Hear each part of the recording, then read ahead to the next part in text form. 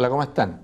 A la distancia puede resultar más que una paradoja las peripecias por las que tiene que pasar uno de nuestros grandes exponentes del teatro independiente chileno para poder proyectar desde un piso sólido, estable, su arte, vinculado a obras que han marcado hito en la historia del teatro y en cuya experiencia se han formado notables actores y actrices en nuestro país. Es quizás la expresión de una suerte de artistas que corren con esa perspectiva de la certeza de lo imposible, quizás sea eso. Pero hoy día su disyuntiva es cómo seguir profundizando en una huella que fue marcada por, como lo marcó como pionero en el teatro callejero y luego como gran innovador en el teatro popular chileno con el Gran Circo Teatro. Como siempre va a ser un gran gusto compartir la conversación en Off the Record con Andrés Pérez. Su imagen está vinculada con el talento y el éxito, palabra esta última que en su caso nada tiene que ver con el mundo de una farándula televisiva propensa a un exhibicionismo que a veces renta bien a sus protagonistas. La historia de Andrés Pérez ya la recorrimos algo en una conversación de hace un par de años. Algo de una historia de adolescente tocopillano que abandonó esas áridas tierras a los 11 años para hacer su propio camino, que en algún momento de juventud lo acercó al sacerdocio. Guardando la distancia de los tiempos, algo hay en la historia de nuestro invitado que se emparenta con la de Antonio Acevedo Hernández, padre del teatro social chileno, autor entre otras obras de Chañarcillo, en la que Pérez trabajó como coreógrafo el año 79 cuando la dirigió Fernando González y que Andrés dirigió el año pasado en el Teatro Nacional. Porque este amante lector de Ulises, de Joyce, que muchos se identifican de buenas a primeras con la Negra Esther, ha labrado una carrera profesional multifacética que lo ha visto desde bailarín del Bim Bam Boom hasta director de obra de Shakespeare, pasando por la actuación en sus propias obras y una incipiente incursión en el cine. Quizás algo esencial en el arte de Andrés Pérez, que se ha transformado en parte del diverso discurso cultural del país, tiene que ver con una pasión por la creación donde los seres humanos se acercan a un diálogo sobre la historia real y la memoria, tantas veces evitadas en el discurso oficial, más allá de cualquier escenario específico, donde los episodios representados tienen lugar. Su última obra, La Huida, acogida con emoción por un masivo público en las bodegas teatrales de Matucana, marcó un nuevo hito en la creación artística de Andrés Pérez. También hubo corolario de ese éxito de esa obra teatral, un corolario menos grato, un corolario que vincula a esa lucha que ha venido librando desde hace años Andrés por contar con los espacios que él mismo ha vitalizado y que sin embargo le son esquivos. Dentro de un minuto comenzamos a conocer de la reflexión de Andrés Pérez y conocer algo más de su historia. Hola Andrés, bienvenido a Off the Record. Hola, muchas gracias por la invitación. Andrés, el teatro, quizás sobre todo en este último tiempo, aparece como la expresión artística que mejor está dando cuenta de la historia real del país, de los problemas que ha vivido el país en el último tiempo y también de esa relación que produce en el espectador con el alma. Lo digo esto porque quizás uno cuando hace la referencia está pensando, sobre todo en casos o programas como el nuestro, con la narrativa que uno echa de menos ese tipo de impacto. ¿Tú crees que eso está pasando como algo que tiene un cierto quiebre positivo en el último tiempo con el tipo de teatro que se está haciendo hoy día? Yo sí, estoy de acuerdo. Creo que el teatro, desde la revisión o la revisitación de obras clásicas universales hasta la incorporación de nuevos dramaturgos que hablan de nuestra realidad o hasta la nueva vitalidad de autores ya consagrados chilenos, ¿me entiendes?, que hablan en alegorías, ¿no es cierto?, de lo que es nuestra sociedad, u otros autores como Juan Radrigán, que ya no en alegorías, sino que realmente desde la realidad misma hablan de los submundos, ¿no es cierto?, que nos han motivado a ser como nosotros somos. Hay un retorno o una nueva valorización del teatro como espejo de la sociedad, con esta incorporación de los nuevos dramaturgos, gente muy joven y también gente no tan joven, pero que nunca había escrito, pero que reflexionan acerca de nuestra sociedad. y autores ya consagrados, vuelvo a repetir, que vuelven a hablar o vuelven a tomar un primer lugar en la escena.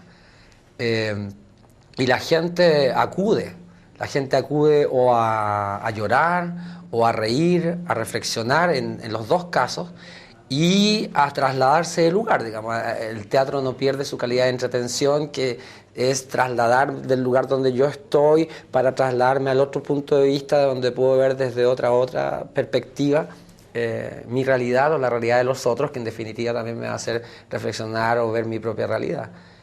Es un momento muy bueno para el teatro. Sí, es un momento muy bueno para el teatro. Ahora, después te voy a preguntar de esa relación de la sensación de un momento bueno para el teatro con tus sensaciones más personales y tus opciones.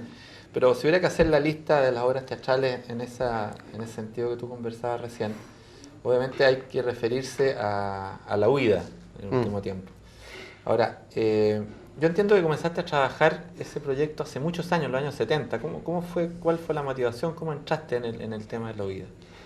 Comencé el año 74 en realidad.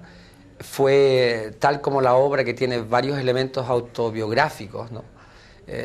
Aunque no sabría decir si es que no todos los autores tienen algunos elementos autobiográficos en sus creaciones, que luego se transforman y llegan a crear metáforas, ¿no es cierto?, que atañen o que tocan o que hacen un resumen de muchos seres humanos. En esta obra también, porque haciendo una digresión, hubo un momento, yo también creía que esta obra era absolutamente autobiográfica por el hecho de haber sido creada en el 74 y por algo que te voy a relatar. Pero luego, cuando lo interpreté, cuando tuve que reemplazar a Alberto Pantoja, que fue el que estrenó el personaje Joaquín, que es uno de los personajes protagónicos del trabajo, me di cuenta, diciendo un parlamento, escuché por primera vez hablar del barco. La historia trata de aquel rumor muy fuerte, muy ciudadano, digamos, corroborado por la ciudadanía, pero desmentido por la historia oficial y por las autoridades de la época, aun cuando, si uno analiza y estudia a fondo las condiciones políticas y sociales de ese momento histórico, estoy hablando del primer periodo de Carlos Ibáñez del Campo, se podría aseverar que aquello ocurrió, digamos. El contexto social, histórico y político de esos años permite, yo creo, a la ciudadanía y a dramaturgos como yo o artistas, aseverar que aquello ocurrió, porque lo permitía lo que estaba pasando en ese momento. Entonces, eso era la represión a los homosexuales y el fondeamiento de ellos, que los tomaban, y a propósito de eso también, tomar a enemigos políticos, adversarios políticos, hacerlos pasar por homosexuales también y fondearlos en el mar. De eso habla la obra. Entonces, yo en un momento dado digo, cuando reemplacé a Alberto Pantoja, ya el personaje Joaquín, el botillero que va a ayudar a dos muchachos a escaparse de un puerto de Chile hacia el extranjero, digo, escuché por primera vez hablar del barco en una casa como la de Joaquín. Y en ese momento hubo un desdoblamiento y dije, claro, o sea, la obra tiene elementos autobiográficos, pero yo no soy Joaquín. O sea, yo también hice una creación y una mezcla, un mixer de mis recuerdos, de mi biografía, con la historia de Joaquín. Porque yo estuve muchos años parado con la escritura, ahora estoy volviendo a escribir, porque sentí, a veces también lo siento en otros autores chilenos, y no chilenos también, que en realidad hablan más ellos que sus personajes. Y ese es un trabajo que yo vengo haciendo con la escritura desde hace muchos años, dejar hablar a los demás, a través de mí, indudablemente. Y lo empecé a trabajar en el año 74 por dos motivos, digamos, dos motivos como ciudadano que me tocaban y también como autor. Yo ya había escrito otras obras de teatro desde antes, de la adolescencia. Yo diría incluso que por haber sido un niño muy enfermo, en Punta Arenas, por donde primero se estableció mi vocación artística fue escribiendo, digamos, ¿no? Lo primero que hice, luego vino el teatro, la danza, la dirección. Y era por la homosexualidad, dos temas que me atañen profundamente, que me recorren, y otro, lo que estaba pasando políticamente desde el septiembre del 73 en Chile, la persecución que estaba ocurriendo, los amigos desaparecidos, los que se iban, todo ese quiebre social que había habido en gente que estaba viviendo la mitad de su, no, la primera mitad de su juventud, digamos, como yo. Y esos dos, y tal como dice la obra, en una fiesta clandestina de homosexuales, que ya eran las únicas fiestas, además, las clandestinas de homosexuales, alguien me cuenta y me dice, ojalá no se repitan los tiempos del barco, y yo empiezo entonces a preguntar qué es lo del barco, de qué se trata. Me empiezan a contar aquello del barco y empiezo a hacer una relación entonces entre esos años, 29-30, lo que está ocurriendo en el 74. Y empieza a surgir esta intriga en la cual hay una pareja que quiere escapar, alguien que quiere ayudarlos, y el amante de esta persona que quiere ayudarlos, que es un sicario, ¿no?, escondido del régimen, trae a otros dos agentes encubiertos y hace una orgía de sangre, puesto que simula todo aquello, en lo particular en la casa de ese botillero, todo lo que está ocurriendo en la sociedad. Hacen un espejo de la persecución, de la muerte. En este caso ellos lo hacen falsamente, como tanto fusilamiento también falso que existió, digamos, como amedrentamiento en los años que estamos hablando, desde el cual yo estaba escribiendo la obra. Esa es la génesis del trabajo, La Huida. Ahora, pensando un poco en la emoción que provocaba esta obra en el público, en el impacto, ¿tú piensas que, pasado el tiempo, porque esto es una obra que tú empezaste a hacer en el 74 y se dio 26 años después, pero en la reacción del público, en la emoción del público, en estas asociaciones que el público hace de su experiencia, ¿crees que influyó un poco todo esto que se vivió el último tiempo de conocer también que tantos chilenos fueron fondeados en el mar y eso ha sido reconocido casi como una historia oficial? Sí, claro que influyó. Gladys Marín le dijo a Rosa Ramírez, que es de Gran Circo Teatro, que la obra parecía haber sido escrita hace 3 meses, ¿me entiendes? Ahí hubo, no sé, los analistas tendrán que decir, pero ha habido otros casos en la historia de las letras, ¿no es cierto?, naturalmente, donde hay una coincidencia, una sincronía, a veces fausta y en este caso infausta, digamos. Pero también la obra, fuimos nosotros al segundo festival de Santa Cruz de la Sierra en Bolivia, y la obra, las críticas fueron, bueno, Requiem por la tolerancia, aparte de hablar muy bien de los aspectos formales de la obra, del contenido, o sea, sin tener ellos, ¿no es cierto?, esta historia reciente que uno naturalmente como chileno espectador está haciendo relación durante todo el instante. Sin tener eso, la obra también tiene su peso universal. Para mí fue muy importante y luché mucho para llevar la obra a otro lugar, para comprobar si acaso tenía solo ese valor, que ya es importante hablar de la realidad propia, o sea, eso no le quita, pero quería salir de mi duda como autor, digamos, porque yo como director me puedo dar a lo mejor más fácilmente cuenta de lo que está ocurriendo en un montaje teatral que como autor, se me confunden los planos. Y después de volver de ese festival en donde la reacción fue casi igual, digamos, la gente queda 2-3 minutos como en silencio y luego empieza a aplaudir y tú lo ves conmovido, me di cuenta que la obra nos hablaba a todos, digamos, nos hablaba a todos. Ahora, esta disyuntiva de huir o quedarse es repetida ante cualquier peligro inminente. Yo quería pedirte por un momento que, a ver si puedes ir a ese papel que tú hiciste a Joaquín, un papel que de alguna manera refleja esa historia, y un parlamento que también habla de esa historia. Yo te lo escuché hace algún tiempo en una tertulia que tuvimos acá, y me gustaría que a ver si se lo puedes contar al público, ese parlamento.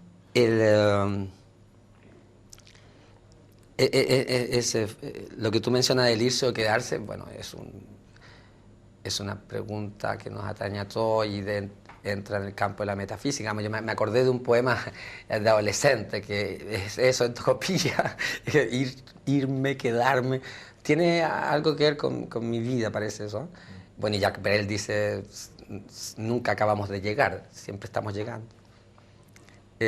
Sí, el Parlamento dice, es Joaquín el personaje del botillero y le está hablando a su amante, el que supuestamente no cree lo que está ocurriendo en la historia, y él tiene un caracol en la mano y le dice, y lo escucha y dice, Tú sabes que no se los llevan a ninguna isla, ¿verdad? Tú sabes que los suben a un barco y luego en alta mar les ponen los pies en cajones con cemento fresco y mordazas en las bocas para que no griten. ¿Tú sabes que gritan igual? Escucha. Escucha. Pedro, Miguel, Auxilio, Jorge. ¿Tú sabes que ahí van ellos con sus tacos altos de cemento, desatando sus mordazas, agitando sus brazos con esos pañuelos, bailando el último pie?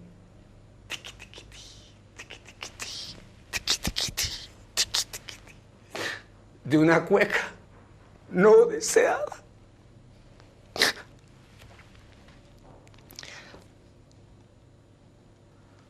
Gracias, Andrés. Es una de las expresiones, por lo menos, como público, que más, quizás más emoción provoca por todo lo que encierra. Ahora, Andrés, esta obra que se protagoniza principalmente en El Paraíso, hay también referencias a Tocopilla, a Tumacondo. Claro. ¿Qué significa hoy Tocopilla para ti? ¿Qué sigue significando? Es triste porque es una ciudad, hay varias en el país, pero una ciudad con banderas con crespón negro, ¿no? Por la cesantía, por la disyuntiva que tiene el gobierno también de dónde trasladar el gran puerto, si Mejillones, Iquique, ¿no es cierto? Y el antiguo auge que tuvo Tocopilla con la generadora de electricidad, todo eso ya se perdió con los relaves que se llevaban. Está el problema también de contaminación de las aguas, del río, hay muchos problemas.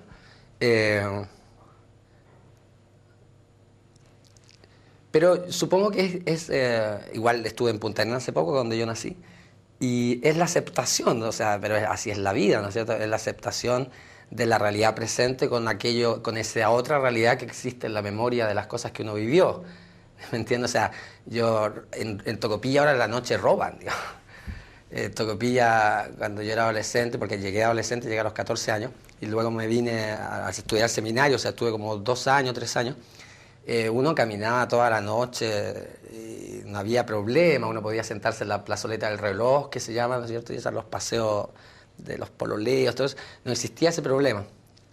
Yo no lo he vivido en carne propia, pero me han contado que eso sucede. Además, como hay mucha población del sur, población flotante, de trabajadores que van a Tocopilla, entonces ahora se establece que en las esquinas hay grupos de gente como ellos no tienen familia, o sea, se ha modificado. Entonces, pero sigue siendo, o sea, la historia de Tocopilla, el pasado de Tocopilla es indesmentible y existió y existe en el corazón y en la memoria de todos los que pudimos conocerlo. Y bueno, sigue siendo para mí fuente de inspiración en todo caso. Sigue siendo absolutamente fuente de inspiración. Estoy escribiendo una obra ahora que tiene que ver con Tocopilla. Ahora, Rosa Ramírez también es tocopillana. Tocopillana. Ahora, ahí hay una imagen que seguramente a ustedes también a mí me la han comentado mucha gente, te impresiona esta amistad profunda que existe en este grupo familiar que aunque no sigan casados forma Andrés, Rosa y Andrés hijo. Ahora, Andrés hijo que ahora está fuera, entiendo que nació el 11 de septiembre del 73. Sí. ¿Y ese día fue un día necesariamente muy teatral para ti? Algún día tengo que hacer la película. El Andercito dice, mi hijo dice, ya mi papá se va a poner a contar eso, le gusta contar esa historia. El 12 de septiembre fue increíble, bueno, el 11 fue increíble, porque como yo fui a dejar a Rosa como a las 4 de la mañana al Hospital San Borja, que ahora no existe, estaba al frente del Diego Portales, y ahora está la plaza, ¿no es cierto?, y la calle Carabineros de Chile. No llevé la maleta, digamos, me dijeron, la matrona me dijo, vuelva como a la 1 de la tarde, porque va a ser un parto un poco largo, parece. Entonces nunca pude llegar con la maleta porque el golpe fue como un cuarto para las 12 del día y yo ahí andaba con la maleta, aparte que llegaron al pensionado de la Universidad de Chile a buscar a varias gente, entre ellos a nosotros también, y mi hijo nos salvó la vi a los dos, puesto que no estábamos cuando llegaron los militares, sino que estábamos en el hospital. Y entonces andaba con la maleta, y nos fuimos, pasaron muchas cosas. Yo al día siguiente me levanté muy temprano, como a las 5 de la mañana del día 12, y voy a ir entonces a dejar la maleta y me entero que hay toque de queda durante todo el día. Y sin embargo yo digo, tengo que llevar la ropa de la guagua, puesto que mi hijo no tiene ropa. Entonces ese viaje que hice yo, más o menos de las 6 de la mañana, desde la Plaza Chacabuco hasta el Hospital San Borja, que habré llegado como a las 3:30 de la tarde, fue un viaje, porque era la única persona que caminaba por Santiago. Había un sol esplendoroso, me iban deteniendo cada 2 cuadras, cada 3 cuadras. Fue algo realmente extraordinario que algún día me gustaría plasmarlo en una película.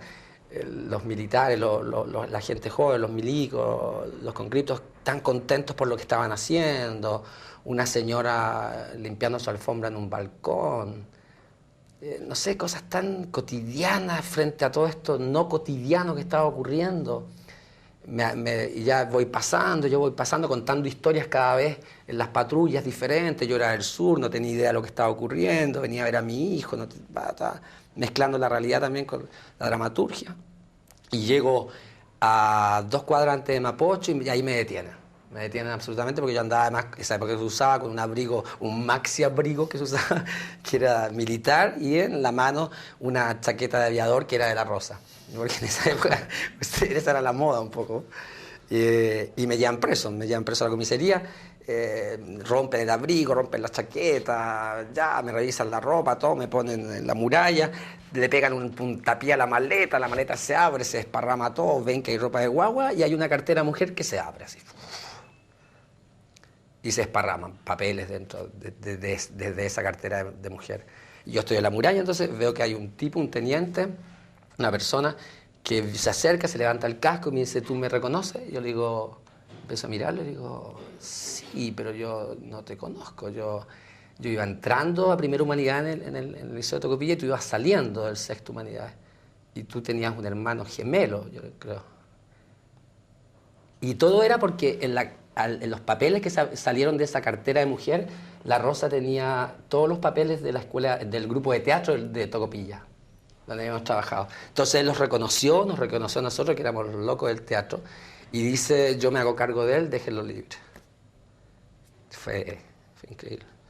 Bueno, una historia realmente... El Andrés dice, ya lo contó de nuevo. Pero nosotros no lo habíamos escuchado, sí. Vamos a seguir conversando con Andrés Pérez dentro de un minuto, espéranos. Seguimos conversando con Andrés Pérez. Yo quiero ahora trasladarme un poco de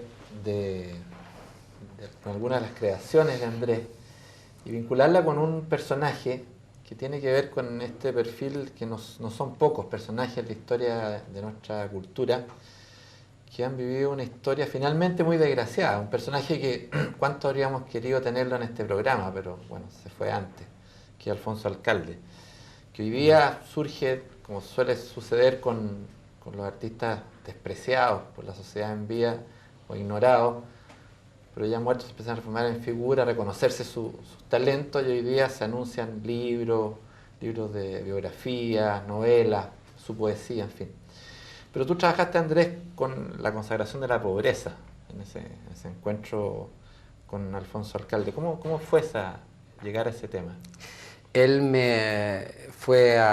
yo estaba trabajando en ese momento, la Carmen Romero era una de las productoras de La Negra Esther, junto con Andrés García, y un día, yo dormía además ahí, estamos hablando del año 90, yo dormía en esa productora porque como La Negra Esther nadie sabía lo que iba a suceder y lo que estaba pasando con ella, era mi periodo de vacaciones de Francia, entonces yo estaba como provisoriamente acá en Santiago de Chile y en Chile. Y llega un señor que me busca, llega con un muchacho joven que es su hijo, con Hilario, y ahí me entero que él se llama Alfonso Alcalde, con una barba blanca increíble, una imagen muy patriarcal, o sea, la que tiene uno como convencionalmente patriarcal, pero un señor en donde en su rostro se reflejaba que tenía muchas vidas o había recorrido muchas vidas también. Y una extraña mezcla de calma y nerviosismo yo veía en él. Y él me llevaba un texto que me lo pasó para que yo lo leyera, con una carta acerca de lo que le había parecido el texto y el montaje de La Negra Esther, y las razones por las cuales entonces me entregaba su texto, que es un texto muy, muy grande. Según sus palabras, si uno hiciera esa obra completa duraría 36 horas, que habrá un día en que tengamos que hacerlo. El Fausto, el 1 y el 2, el 1 y Alemania a principios de este año, en Berlín, demora creo que 27 horas y se traslada uno de un teatro a otro, que quedan conjuntos, y con comidas y con descanso, y la gente lo va a ver. Y entonces me deja ese texto. Yo empiezo a leerlo y primero no entiendo nada, porque es un texto... Es la marginalidad, desde la marginalidad, pero además en metáfora, digamos, no es el trabajo realista o de retrato documental. Él mismo, incluso después de algunas conversaciones, no tuve más de 3 conversaciones con él, porque desgraciadamente se suicidó y no alcancé a seguir conociéndolo. Los personajes, porque él tenía fotos de los personajes de los cuales él se inspiraba, cuando él les leía aquello que ellos le habían inspirado, tampoco se reconocían. Había un gran trabajo de transformación de la realidad hasta llegar a una suprarrealidad o a un hiperrealismo, yo diría. Y luego el 96... Fue una obra que yo, en todo caso, inmediatamente sacamos fotocopias y se las pasé al equipo junto con el Popol Vuh. Fueron los tiempos así, pero... fulgurantes de La Negra Esther, y de viajes que yo les pasé el Popol Vuh, que era un libro que también yo había querido hacer durante el 74, pero como actor. Yo había estado metido en el proyecto del Popol Vuh, salvo que durante ese momento cayó preso el director, el escenógrafo, todo al final se deshizo el grupo, digamos. Pero era algo que me tenía, entonces yo les pasé el Popol Vuh y el texto de La consagración de la pobreza, como para que los actores lo marinaran en su alma, digamos, ¿eh? Y el 96, el 95, cuando yo regresé del año sabático a Europa, fue el momento de empezar a trabajar la consagración. Entonces había llegado el momento. Fue un montaje precioso, sobre todo por conocer Tomé, y nos dimos cuenta en Tomé que el mundo de Alfonso Alcalde existía, que ese mundo mágico, extraño, loco existía, que realmente a las 5 de la mañana en la plaza de Tomé llega un caballo o llegan 2 a tomar agua a la plaza y uno no sabe dónde viene y andan solos, que hay una citroneta puesta en un 4º piso y uno no sabe cómo llegó en la azotea. Actores de la compañía fueron a un bar también y piden y llaman a alguien y nadie acude, escuchan una televisión al lado. Esto me lo contaron ellos. Escuchan La Rosa, creo que también andaba ahí, escuchan una televisión, de repente la televisión se apaga y ellos dicen, nos van a atender, y sale un pony de adentro y se pasa y se va. Ese tipo de cosas que Alfonso Alcalde retrata en sus obras, ese tipo de locura. Aparte que los poetas de Tomé son increíbles, nos hicieron conocer el cementerio a las 12 de la noche, nos saltamos las murallas para ir a recitar poesía a las tumbas de los poetas. Aparte que también el cementerio de Tomé está al lado del mar. Entonces la leyenda cuenta que el mar va corroyendo la colina de esto, entonces los ataúdes van cayendo al mar, ¿me entiendes? Entonces la gente se va a otros países, ¿no es cierto?, en sus ataúdes, y eso es verdad, además. Entonces todo ese tipo de cosas, conocer esa gente en Tomé fue fabuloso. Y aparte trabajar la consagración de la pobreza. La consagración de la pobreza fue un montaje en donde nosotros no tuvimos ninguna ayuda ni privada ni estatal, y eran los años en que nos postulábamos a fondar y nunca lo ganábamos. Entonces le hicimos con olla común. Fueron como 7 meses de trabajar con olla común. Llegábamos todos los días con alimentos que cada uno conseguía y hacíamos una olla común.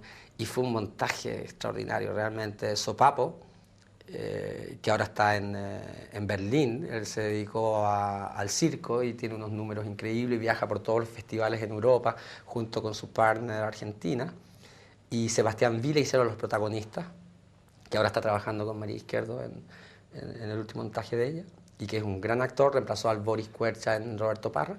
Fue un montaje extraordinario. Varios de los actores que estuvieron en ese montaje se quedaron en Europa también. Nunca viajamos con la consagración de la pobreza, Pero ese año obtuvimos el premio de la crítica junto con mi dirección del Desquite por los dos trabajos.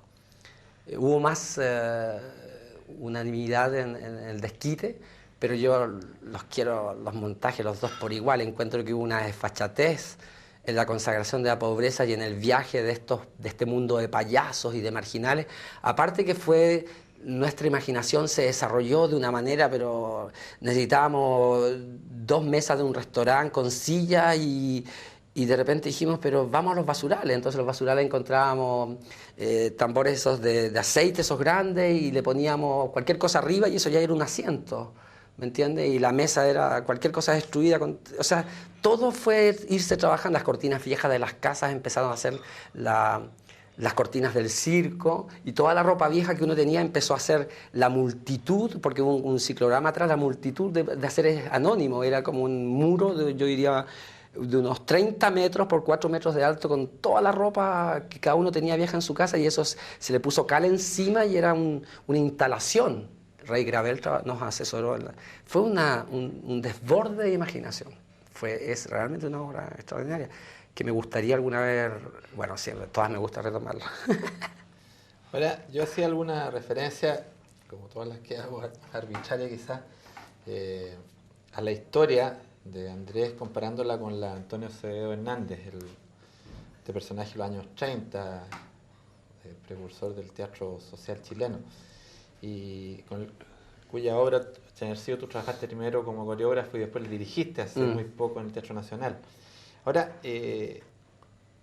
trabajar una temática de esos años y hoy día en Chile, en el contexto de hoy día, ¿qué experiencia te deja acercarse a ese tema, que es otra variante, ¿no es cierto?, el tema de la pobreza, muy distinto a lo de Alfonso Alcalde?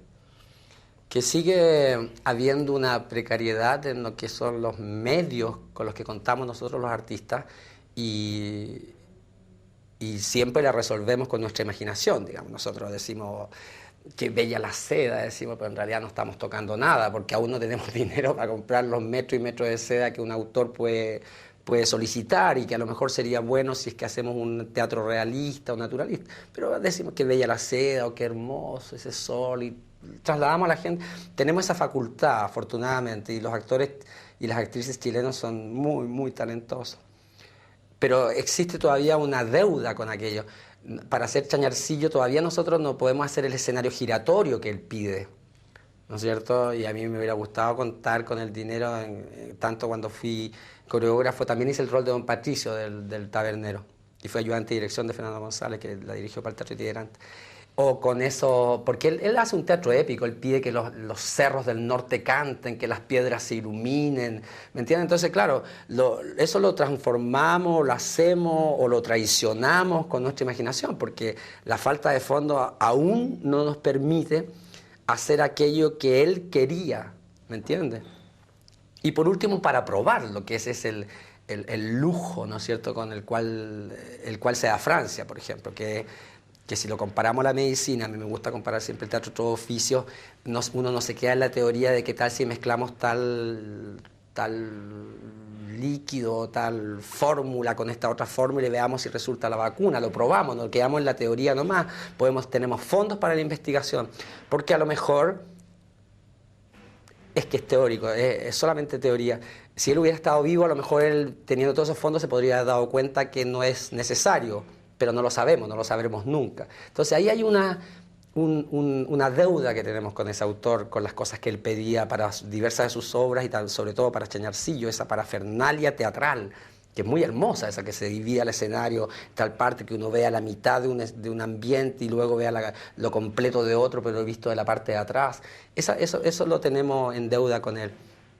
Y entonces uno se centra absolutamente en el contenido y en nuestro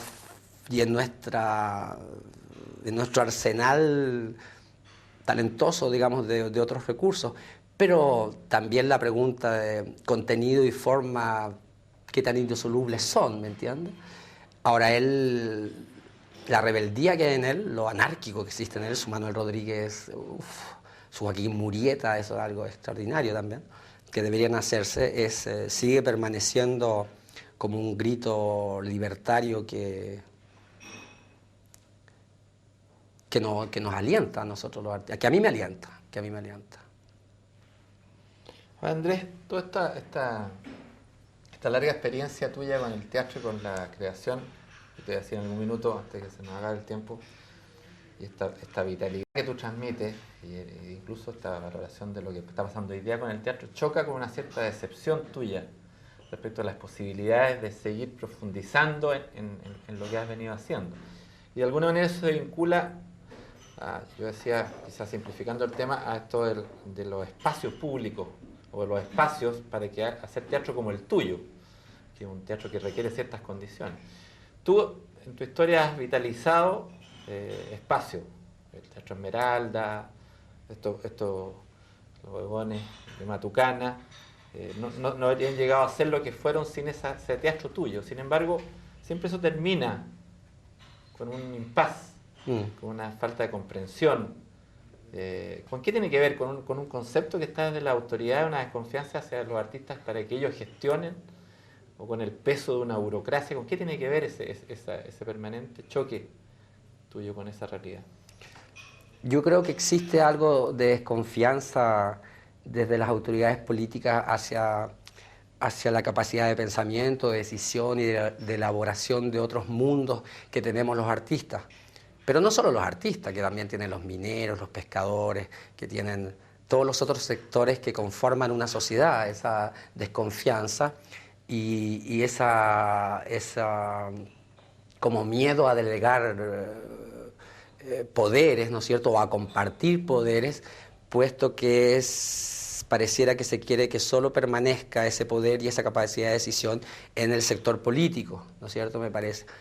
Porque el Teatro Esmeralda, que fue, por ejemplo, una iniciativa privada del Gran Circo Teatro, que invertimos Andrés García junto con su padre y yo, eso que era un hoyo, le pusimos piso, qué sé yo, chocó con toda la legislación municipal de cómo debe ser un teatro.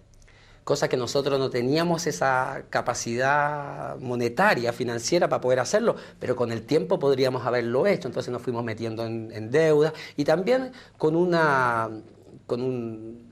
el ser novatos en cuanto a administración. Nosotros hemos sido los pioneros en que las compañías de teatro deben tener administradores, gestores financieros, pero pagamos el piso por ser los primeros también, ¿no? Eso, por ejemplo, fue. Y lo otro, cuando han sido espacios públicos, que hemos estado al lado no espacio público, espacio privado al lado de la Embajada Argentina, el sitio de la Embajada Francesa, después se ocupó para otras obras de teatro también, el frontis del Museo de Arte Contemporáneo, el Cerro Santa Lucía, que después se privatizó también, ¿no es cierto?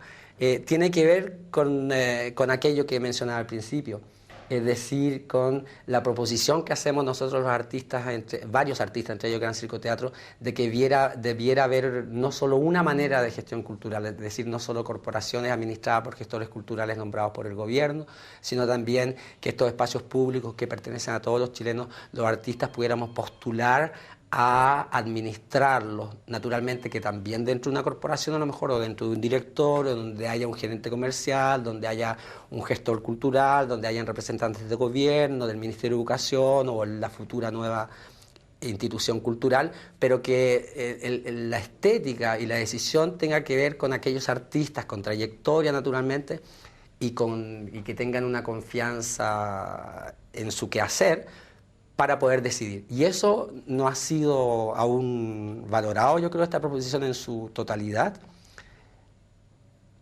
O nosotros no entramos, el Gran Circo Teatro y mi persona, puesto que lo dijo, no entramos, pareciera que esa también es una respuesta, no entro dentro de los parámetros confiables para que el gobierno le entregue un tipo de espacio para que así lo dirija. Entonces, pero lo interesante de aquello es que, nuevamente, como yo no tengo la seda, digamos, empiezan a surgir maneras de hacer la seda, ¿ya? O incluso puedo tener un gusano aquí, digo, qué bonita la seda, no sé, puedo hacer miles de cosas, empieza que a nosotros los artistas, entonces, no fiables o que no completamos los parámetros, ¿no es cierto?, se nos empiezan a ocurrir otro tipo de cosas, porque el pensamiento... Lo dijo Brecht, ¿no es cierto? eso es mío, solamente nuestro. Entonces empiezan a surgir otro tipo de movimientos, otro tipo de formas de gestión más autónomos todavía, mucho más de alternativos. Eso es bien interesante, porque como dice Aya Mushkin, que es mi maestra, es mucho mejor y es mucho mejor ir a favor de que en contra de. Entonces yo estoy a favor de las nuevas formas de gestión, las nuevas formas de autonomía en ese camino. Pero es bien interesante, casi ciencia ficción, que hay muchas reflexiones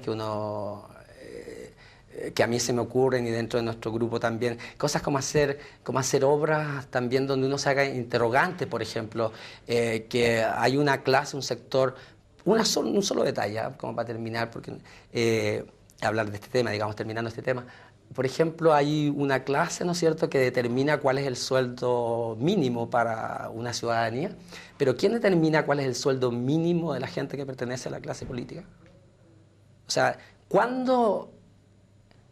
¿en qué momento delegamos todo a un sector político para que ellos decidieran absolutamente? ¿En qué momento ocurrió aquello? Es interesante de reflexionar. Bueno, vamos a seguir conversando con Andrés Pérez dentro de un momento, espero. Estamos conversando con Andrés Pérez, con quien vamos a seguir en un momento, y con su permiso yo les cuento los libros que hoy nos acompañan. Fondo Cultura Económica nos presenta de ACAL Ediciones la bella edición de Realismo, Racionalismo y Surrealismo, El arte entre guerras, 1914-1945. Hablar de bella edición no tiene nada exagerado cuando se conjugan la riqueza de contenido y estética de un libro que aborda el arte y su interpretación en un periodo muy fecundo de la creación humana y que se centra en el análisis de las vanguardias de los años comprendidos entre las dos guerras mundiales. Entre la riqueza del texto podemos destacar el capítulo Surrealismo, Mito y Psicoanálisis, que enfatiza en la cuestión de la diferencia de sexos y el aprovechamiento del legado de Freud, pasando por una muy atractiva revisión de las revistas surrealistas de entonces.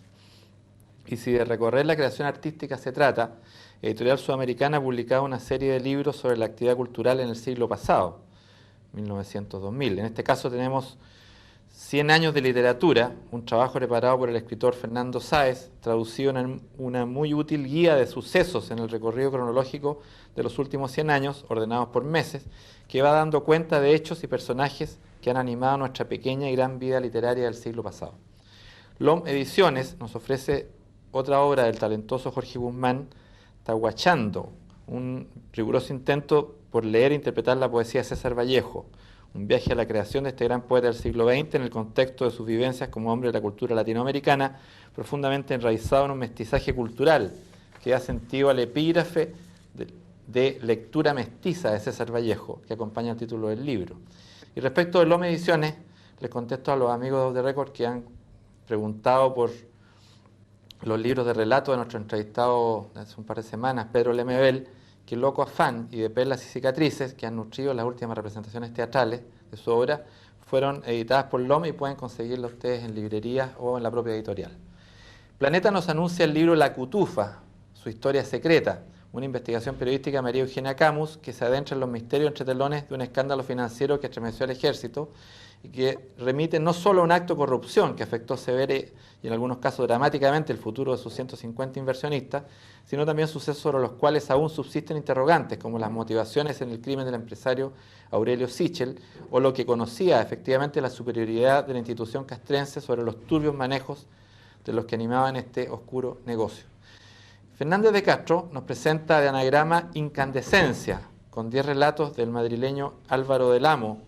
En ellos prevalece la idea de una soterrada inquietud que se expresa de manera muy diversa en cada uno de los relatos, pero que tienen en común el ser historias que parecen tratar de otra cosa a lo que aparentan, con un estilo irónico y una gran capacidad de fabulación del autor. Podríamos destacar los relatos Cuñados, Una lechuga interesante, Tres camaradas y Elegía por un tatarabuelo.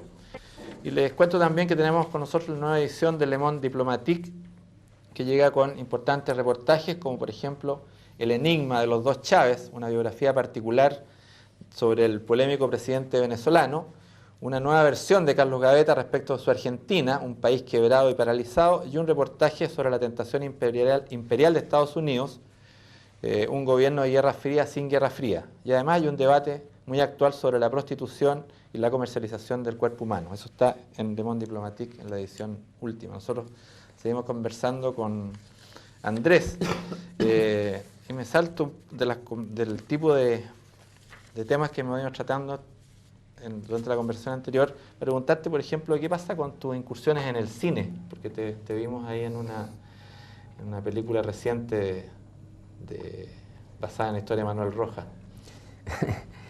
Pero lo que yo hago en esa película es un cameo, es aparición de...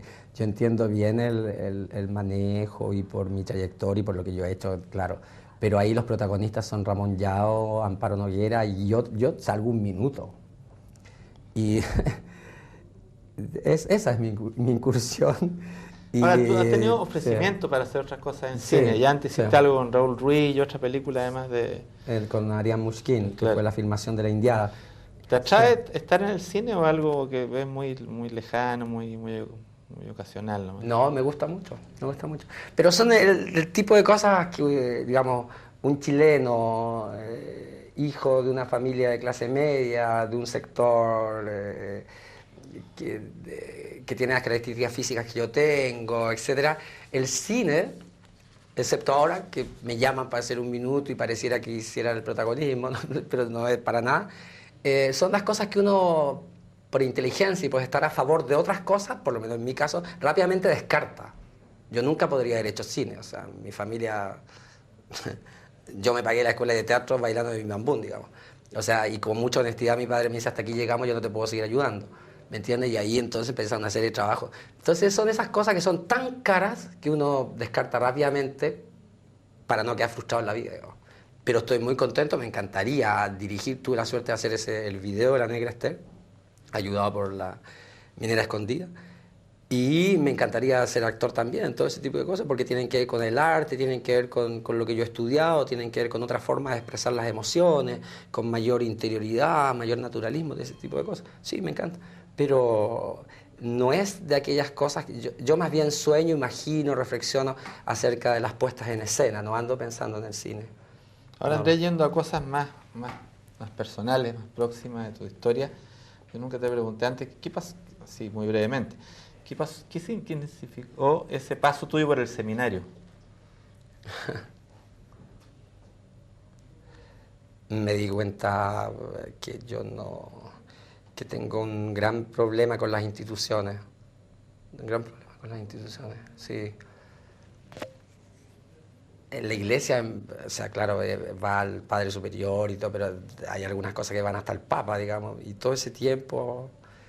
Yo por algo creo que soy independiente también, tengo mi grupo, o me doy cuenta en el caso de Arián Mushkin o de Raúl Ruiz o de Peter Brook, que asiste también, que hay maestros, que hay gente que uno tiene que quedarse callado, que uno lo único que tiene que hacer, o Karuna Karam, mi maestro de Kathakali, el maestro hindú, que uno lo único que tiene que hacer es beber de su energía, de su sabiduría, de la sapiencia de ellos y ser discípulo. Pero yo soy alguien que también reconozco, bueno, a lo mejor muy soberbio, pero hay gente que yo no considero maestro y yo me voy rápidamente de ahí. También el seminario fue un descubrimiento de una sexualidad muy oculta y que recorría también los muros de ese seminario. Y a mí me gusta ser más abierto con las cosas, me gusta tener más rápidamente la capacidad de decisión también. Ahora me di cuenta también que el fútbol no tenía nada que ver conmigo en el seminario.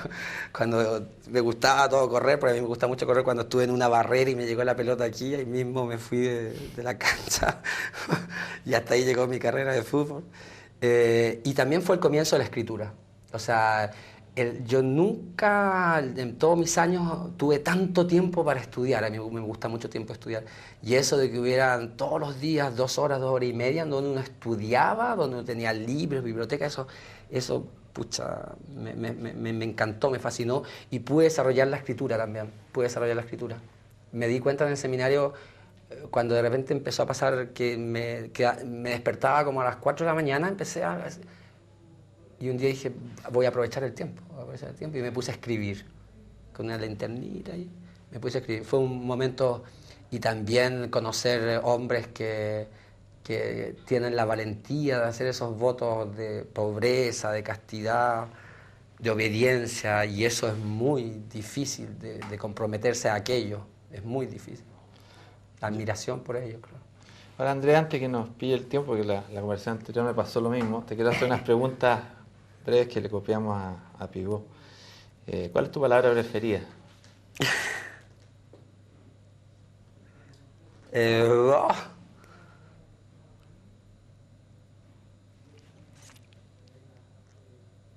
La palabra, yo creo. Y una palabra que aborrezcas, que te moleste. La falta de palabra, claro.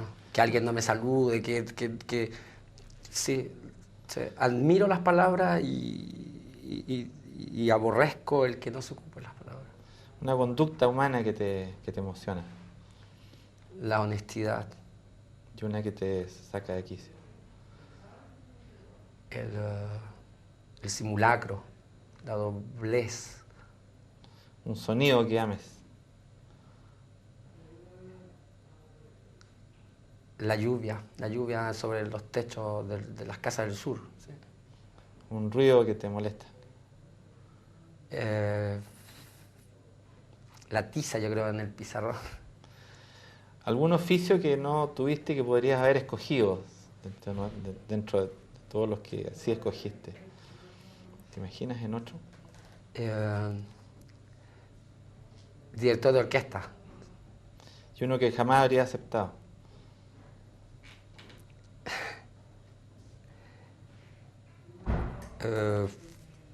Ser cuidador de un baño público.